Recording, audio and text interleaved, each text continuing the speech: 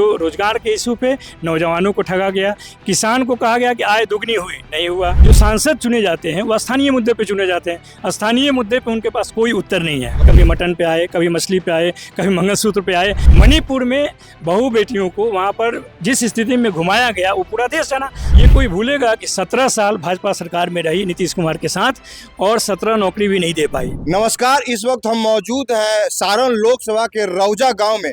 हमारे साथ यहाँ पे आरजेडी के राष्ट्रीय प्रवक्ता नवल किशोर जी, प्रोफेसर नवल किशोर जी है। आइए इनसे बात करते हैं। सर, मोदी जी ने 400 पार का नारा दिया था, धीरे धीरे शिफ्ट चेंज किए, अब वो हिंदू मुस्लिम पे आ गए हैं। तो मतलब आप लोग का क्या लग रहा है, इसके पीछे का क्या कारण है? देखिए, इसके पीछे एक सच है। अच्छा। और सच क्या है कि उन्होंने जो भी पिछले 10 साल में बात कही है, वो चाहे घोषणा पत्र 2014 हो या घोषणा पत्र 2019 हो, जो भी भारत की जनता के साथ उन्होंने वादा किया है वो झूठा साबित हुआ। और ये बात देश की एक एक जनता को पता चल गया है। और बिहार में ये बात और भी अच्छे तरीके से पता चला है कि जो यहाँ पर रोजगार और नौकरी की बात रही है, और खासकर एक सरकार बनी जो कि नीतीश कुमार जी एनडीए को छोड़कर तेजस्वी जी के साथ आए और मात्र 17 महीना रहे।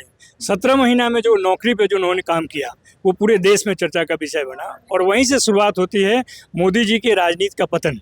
इसलिए कि जिस रोजगार की, जिस नौकरी की उन्होंने बात करके और लोकप्रियता हासिल की थी 2014 में, आपको मालूम होगा कि उन्होंने कहा था कि 2 करोड़ युवाओं को नौकरी देंगे। झूठ साबित हुआ। हम लोग, बिहार की जनता, देश की जनता ये मांगती है हिसाब कि आपने 20 करोड़ में कितना नौकरी दिया, उस पर उनके पास कोई बात नहीं है। तो जाहिर है कि वो लोगों को एक गलत दिशा में या भरमाने की दिशा में ले जाएंगे। और उसी क्रम में उन्होंने कहा था कि इस बार, अब की बार 400 पार। ये अब की बार 400 पार का नारा जब 3-4 चरण के चुनाव हुए और उसमें जो इनपुट मिला, उनको पता चला कि ये जो हम भरमाने का कोशिश कर रहे हैं वो झूठा साबित हो रहा है, गलत साबित हो रहा है। तब उन्होंने कहना शुरू किया कि इस देश में केवल हम ही ऐसे राजनीतिक दल हैं जो कि 400 पे लड़ रहे हैं, इसलिए हमको कम से कम 272 सीट दीजिए। अब देश की जनता ये समझ चुकी है कि जिन मुद्दों पे बात होनी चाहिए, जिन मुद्दों को हम देश के लिए महत्वपूर्ण मानते हैं, जो चाहे नौजवान हो, चाहे युवा हो, चाहे महिलाएँ हों, उन हर बिंदुओं पर आप देख लीजिए। जो रोजगार के इशू पे नौजवानों को ठगा गया, किसान को कहा गया कि आय दुगनी हुई, नहीं हुआ। महिलाओं की सुरक्षा को अगर बात करते हैं तो मणिपुर से लेके कर्नाटक तक या पहलवान बेटियों तक ये पूरा देश जान गया कि जो उनके साथ रहने वाले लोग हैं वो महिला सुरक्षा के लिए खतरा है। सर, आपको टोकना चाहेंगे, आप बोल रहे हैं कि मोदी जी ने जो वादा किया उसको पूरा नहीं किया। मोदी जी ने राम मंदिर का वादा किया था, पूरा किया। मोदी जी ने 370 का वादा किया था, पूरा किया। मोदी जी ने 3 तलाक का वादा किया था, पूरा किया। मोदी जी ने यूसीसी का वादा किया था, पूरा किया। तो मतलब मोदी जी कहाँ क्या कर रहे हैं? देखिए, पर अंतिम बात, यूसीसी पूरा नहीं हुआ है, अभी लागू नहीं हुआ है। कोशिश कर रहे हैं।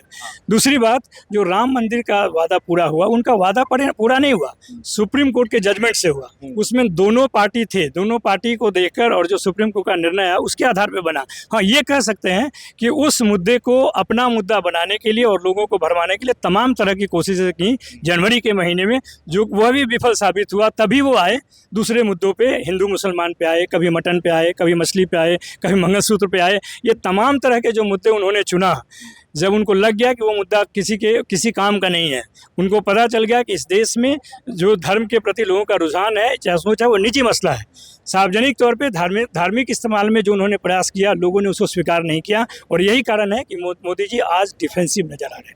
नवल जी, जैसे कि मैं ग्राउंड रिपोर्टिंग जब कर रहा हूँ तो मुझे एक चीज़ देखने को आ रहा है कि लोग, जनता जो है वो कह रही है कि राजीव प्रताप रूडी जी ने काम नहीं किया इन 10 सालों में, लेकिन वोट जाएगा मोदी जी के नाम पे, राजीव प्रताप रूडी जी को ही जाएगा।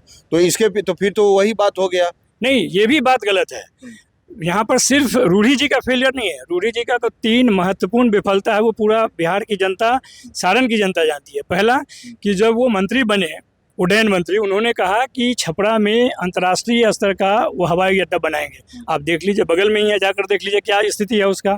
जब वो कौशल विकास मंत्री बने, उन्होंने वादा किया कि कौशल विकास विश्वविद्यालय छपरा में बनेगा और पूरे बिहार के ज़िले में एक कौशल विकास केंद्र बनेगा। आप पता कर लीजिए उसकी स्थिति क्या है। उनके नाकामी को, निकम्मेपन को मोदी जी ने समझा और उनको मंत्रालय से हटाया और बेरोजगार घूम रहे हैं, वो भी बेरोजगार हैं। जिस जिस जहाँ से शुरुआत किया था उन्होंने आज बेरोजगारी के दौर से गुजर रहे हैं। इस जिला में आप पूछ लीजिए कि वो कौन सा एक काम बताएं तो कहते हैं कि हम मोदी जी का काम करें, हम मोदी जी का मुखौटा है। इसका मतलब है अपने कम में है। जो सांसद चुने जाते हैं वो स्थानीय मुद्दे पे चुने जाते हैं, स्थानीय मुद्दे पे उनके पास कोई उत्तर नहीं है। तो स्थानीय मुद्दे पे वोटिंग हो कहाँ रही है? स्थानीय मुद्दे पे देखिए रोहिणी जी का आप लोग समर्थन कर रहे हैं, आप लोग यहाँ पे इतने संख्या में लोग मौजूद हैं। रोहिणी जी के बारे में जनता कह रही है कि वो यहाँ पे टिकेगी नहीं, वो जहाँ से आई है सिंगापुर चली जाएगी। नहीं, ये तो रूढ़ी जी बोल रहे हैं, लेकिन रूढ़ी जी ये बताएं कि जो उम्मीदवार है, उम्मीदवार के सामने उनको प्रश्न क्या करना चाहिए, उनको जनता के सामने उत्तर क्या देना चाहिए, उन्होंने 10 साल में क्या किया है। कोई भूल जाएगा क्या कि जो एम्बुलेंस का कांड हुआ वो कोई भूलेगा? विश्वविद्यालय की जो हालत है, 3 साल की डिग्री 6 साल में मिल रहा है, कोई भूल सकता है क्या? उसके विद्वत परिषद को मेंबर है, पदेन मेंबर है, उनको ये काम जब उनकी सरकार है, ये कोई भूलेगा कि 17 साल भाजपा सरकार में रही नीतीश कुमार के साथ और 17 नौकरी भी नहीं दे पाई। मात्र 17 महीने में 5 लाख नौकरी दी गई और 3 साल की व्यवस्था की गई, ये तो सच है। और इस दल के विषय में ये कहा जाता है कि जो काम 17 महीने में महागठबंधन में आरजेडी ने किया और वो सक्रियता जो था वो तेजस्वी यादव का था। आपने देखा होगा कि अगस्त 2022 में 9 तारीख को आए, 15 अगस्त को उन्होंने बिहार में बेरोजगारी से आज़ादी दिलाई और उस क्रम में 5 लाख नौकरी दिया। अभी भी हम क्या कर रहे हैं, जिसको रोहिणी आचार्य जी भी कर रही हैं, कि जो वादा किया जा रहा है 30 लाख नौकरी का, उस नौकरी के लिए 15 अगस्त का डेडलाइन है। 15 अगस्त को नौकरी बेरोजगारी से आज़ादी मिलेगी। उस 30 लाख के लिए पैसा कहाँ से आएगा? जैसे यहाँ पर 5 लाख नौकरी के लिए आया, वैसे देश में भी आएगा। ये जो 30 लाख नौकरी है रिक्तियों के आधार पे है। आप समझते होंगे कि रिक्तियों का मतलब पद खाली है। पद खाली है तो उस पद के लिए जो फंड है वो भी है, और फंड नहीं है तो आपके पास कहाँ से फंड आ रहे हैं? 2.5 लाख करोड़ उन लोगों का माफ कर दिए जिनको आप कहते हैं कि वो आपके साथ काम करते हैं। किसानों का 1 रुपया कर्ज माफ नहीं करते हैं, और जो पूंजीपति हैं उसका 2.5 लाख करोड़ माफ कर देते हैं। पैसा किसके लिए प्रायोरिटी है ये तो पूरा देश को मालूम है। आप खुद कहते हैं कि आय दोगुनी हुई, क्यों नहीं हुआ? आपने 12 राउंड बात किया किसान संगठन से, आपको मालूम है जब 700 किसान शहीद हुए, उसमें आपके मंत्री ने 12 राउंड बात किया, फिर फाइनली आप आकर 3 कृषि कानून वापस लिए। उसके बाद आज भी लोग सवाल पूछ रहे हैं, किसान का समस्या का समाधान नहीं हुआ। तो ये जो आपकी प्राथमिकताएं हैं, जो आम जन की प्राथमिकताएं हैं, जो किसान की प्राथमिकताएं हैं, जो बहू बेटियों की जो परेशानी है, उसकी समस्या है, आप ये सवाल पूछ सकते हैं कि आप उस मंच पे उस उम्मीदवार का प्रचार कैसे किए कर्नाटक में? उसका नाम बोलना भी हम लोग नहीं चाहते हैं, जो 3000 सेक्स स्कैंडल में फंसा हुआ महिलाओं पे, उस पर कैसे रहे? मणिपुर में बहू बेटियों को वहाँ पर जिस स्थिति में घुमाया गया वो पूरा देश जाना। आपने अपनी सरकार, जिसको डबल इंजन की सरकार कहते हैं, उसको आप बर्खास्त नहीं कर पाए। ये तो आपकी ताकत है। आपके पास सवाल क्या है और जवाब क्या है आपको नहीं मालूम है, इसलिए आप कभी मटन पे जाते हैं, कभी मछली पे जाते हैं, कभी मंगलसूत्र पे। नवल जी, मेरा एक सवाल है, मैं दरअसल घुमाकर बात नहीं करूंगा। मेरा, जब मैं ग्राउंड पे जा रहा हूँ तो ग्राउंड पे एक चीज देखने को मिल रहा है। मैं बोलना चाहूंगा, जो राजपूत कास्ट के लोग हैं, भूमियार कास्ट के लोग हैं, ब्राह्मण कास्ट के लोग हैं, दरअसल आरजेडी को इसलिए माना जाता है एमवाई के लिए कि इन्हें ज्यादातर मुस्लिम और यादव लोग वोट करते हैं। मैं घुमाकर आपसे मैं क्लियर बात करूंगा। हाँ, मैं आपको जवाब भी साफ चाहिए। लेकिन इस बार जा रहा हूं तो ये देखने को मिल रहा है कि राजपूत कह रहा है, भूमियार लोग कह रहे हैं कि हम वोट देना चाहते हैं आरजेडी को, लेकिन अगर वोट देंगे तो वो मेरा वोट बर्बाद जाएगा, क्योंकि आरजेडी कैसे मानेगा कि राजपूत समाज ने, भूमियार समाज ने आरजेडी को वोट दिया है? वो मानेगा ही नहीं। तो इसीलिए जो हमारे कैंडिडेट हैं, काम करे या ना करे, हमको इन्हीं को वोट देना है। देखिए, ये सही बात नहीं है। सही बात ये है कि देखिए 5 लाख नौकरी जो दिए गए वो क्या जाति के आधार पर दिए गए? क्या उसमें एक ही जाति तक सीमित है? और जिस राजनीति की आप बात कर रहे हैं, माई की जो बात कोई कहता था, दुष्प्रचार करता था कि केवल एक समुदाय और एक जाति की है, लेकिन अब तो हमने जब बात कही कि ये पार्टी A to Z की है, आज से नहीं, तेजस्वी जी जब से आए हैं तब से करें और लगातार उस मॉडल पे काम कर रहे हैं, तो अब तो भाजपा को पता चल गया है कि माई नहीं, सिर्फ माई नहीं, बाप है, भाजपा साफ है। और बिहार की जनता ये बात को समझ चुकी है और यही उनको डर सता रहा है। आपको मालूम होगा अब बिहार इससे ज़्यादा क्या दे सकता है? 39 सीट दिया। मोदी जी आकर यहाँ कहे कि हम बिहार को स्पेशल पैकेज देंगे, स्पेशल स्टेटस देंगे, स्पेशल अटेंशन देंगे, ये 3 बात कही थी, मन से कही थी, आपके सामने कही थी। 39 सांसद दिए गए। आप बताइए क्या स्पेशल स्टेटस मिला? क्या स्पेशल पैकेज मिला, क्या वैसे तो स्पेशल सर अटेंशन मिला? वो लोग बोलते हैं कि लालू जी 15 साल राज किए हैं, क्या किए थे लालू जी 15 साल में? वो उन लोगों का कहना है कि जंगल राज बना के छोड़ दिए, मर्डर होता था, किडनैपिंग होता था, कुछ तो किए नहीं, रोजगार के लिए क्या किए? देखिए, ये तो लगातार भारतीय जनता पार्टी और उनके सहयोगी संस्थाएं आरएसएस ये दुष्प्रचार में लगी रहती है कि 15 साल जो समय काल था वो जंगल राज है। और उनके लिए ये इसलिए जंगल राज है कि जो दलित पिछड़े दबे कुचले लोग जो बैठ नहीं सकते थे सामने में, वो बैठना शुरू किए।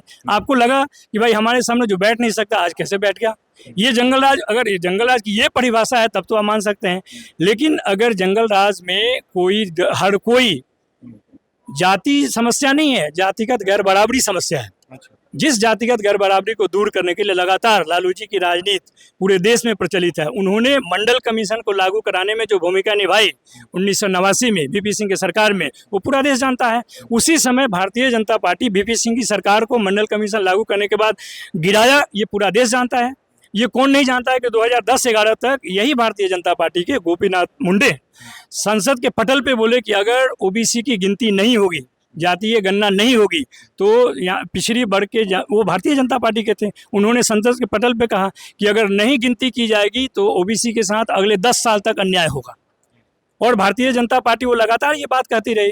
राजनाथ सिंह हो वो कहते रहे कि नहीं जातीय गणना होगी और जो रिपोर्ट आएगी वो संसद के पटल पर रखी जाएगी। 2020 में इसी बिहार के नित्यानंद राय जी जो राज्य मंत्री हैं, गृह मंत्री, उन्होंने कैसे आकर कहा कि नहीं होगा। और यहाँ पर भी आप देखिए, दो तरह की बात भाजपा कहती है। देश में नहीं हो सकता है जातीय गणना, बिहार में हो सकता है। बिहार में आपके साथ है, बिहार में आबादी के अनुरूप 75% आरक्षण हुआ, कहाँ भाजपा विरोध किया उसको? आप बताइए। सबसे पहले इस बात को रेखांकित करना है कि जो आपकी राजनीति है, जो नीति है, उसमें दोहरापन कैसे है। आप कहते हैं कुछ और, कहते हैं कुछ और। आप कहते हैं सबका साथ सबका विकास, लेकिन जब आप एक्चुअल में काम करते हैं तो आपके लिए प्राथमिकता पूंजीपति होते हैं, किसान नहीं होते हैं, नौजवान नहीं होते हैं। आप बताइए अग्निवीर क्या है? ये तो सरकार अग्निवीर सही योजना है उनके हिसाब से। अगर देखा जाए, वो लोग कहते हैं कि 4 साल के बाद आपको एक्सपीरियंस भी मिल जाएगा और 25 लाख रुपया मिलेगा। बताइए, आपको साफ हमें बोलना पड़ेगा कि जब रक्षा मंत्री बोल चुके हैं कि इसमें त्रुटियां हैं, इसकी समीक्षा करेंगे। जो नौजवान अभी पहचान ही नहीं बना पाया उसको कहते हैं आप रिटायर हो जाओ। ये हम लोगों ने शुरू में भी कहा था, आज भी कह रहे हैं। और ये अग्निवीर योजना खत्म होगी, सरकार बदलेगी, खत्म होगी। और लोग की सरकार आएगी तो अग्निवीर योजना को निरस्त करेंगे, एकदम बिल्कुल। और नौकरी देंगे, लिखी गई है। पहले भी जब हमने कहा था 2020 में, जो बच्चे अग्निवीर से ज्वाइन कर रखे हैं उन्हें आप लोग खारिज कर देंगे। आपको मालूम है कि नीतिगत जो प्रभाव होते हैं, जिस दिन नीति लागू होता है उस दिन से होता है, पहले से नहीं होता है। तो जिस दिन से कानून बनेगा उस दिन से लागू होगा, उससे बेटर लागू होगा, उनको उससे बेहतर ऑप्शन मिलेगा। और पहले था बेहतर। जो बच्चे यहाँ पर तैयारी कर रहे थे, देश सेवा करने के लिए जज्बा रखते थे, जीवन भर करने के जज्बा रखते थे, तो उसको आप कहेंगे 4 साल में चले जाओ, 4 साल में आकर किसानी करो, 4 साल में आकर दूसरी नौकरी ढूंढ लो। ये गैर जिसका दृष्टि जो है, नीतिगत दृष्टि की खोखलापन है कि इस तरह की बात कहते हैं। जिस नौजवान को आप कहेगा आपको नौकरी 4 साल के लिए दे रहे हैं, क्या भविष्य बनेगा उसका?